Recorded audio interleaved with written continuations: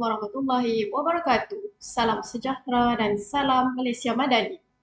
Apa khabar murid-murid? Semoga murid-murid sentiasa dalam keadaan yang sihat sejahtera. Video kali ini bersama saya Cikgu Siti Aisyah, kita akan pergi ke bahagian keempat tajuk Misi Kemanusiaan Sejagat.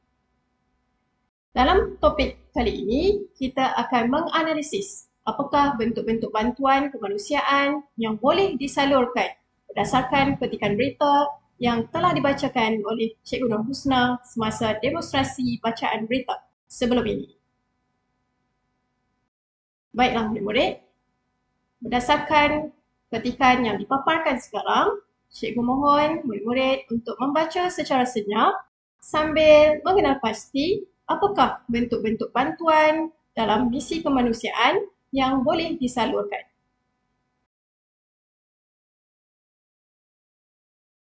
Baiklah murid-murid, mari kita perhatikan satu persatu. Lihat perenggan yang ketiga. Terdapat 3 bentuk bantuan kemanusiaan yang boleh disalurkan dinyatakan dalam perenggan tersebut. Pertama, pemberian bekalan makanan harian dan juga bekalan air bersih. Kedua, penyediaan rawatan perubatan, dan bentuk bantuan yang keempat ialah tempat perlindungan sementara.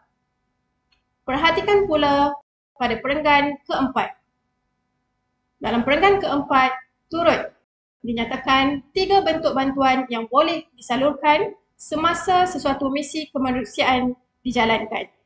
Iaitu yang pertama ialah pengagihan pakaian dan kit kebersihan diri. Kedua, sokongan psikososial. Dan ketiga, program pendidikan sementara.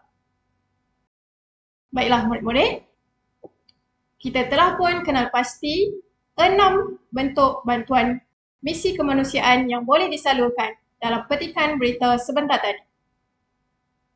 Sekarang, kita ingin lengkapkan peta minda dengan memindahkan maklumat yang telah dikenal pasti di dalam petikan untuk melengkapkan peta minda. Bolehkah murid-murid ulangi sekali lagi apakah bentuk-bentuk bantuan yang boleh disalurkan dalam sesuatu misi kemanusiaan? Baik. Pertama, pemberian bekalan makanan harian dan air bersih. Kedua, penyediaan rawatan perubatan. Ketiga, pembinaan tempat perlindungan sementara. Misalnya, tempat perlindungan sementara yang biasa masa-masa banjir ditempatkan termasuklah di sekolah-sekolah. Keempat, pengagihan pakaian dan kit kebersihan diri. Seterusnya, sokongan psikososial. Sokongan emosi sangat penting untuk mereka yang memerlukan, terutama golongan kanak-kanak yang hidup dalam suasana peperangan. Apakah bentuk bantuan yang terakhir yang telah dikenal pasti? Tepat sekali.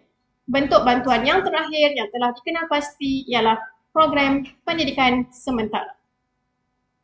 Baiklah murid-murid, syabas dan tahniah cikgu ucapkan kerana telah berjaya mengenal pasti ke-6 bentuk bantuan kemanusiaan yang boleh disalurkan.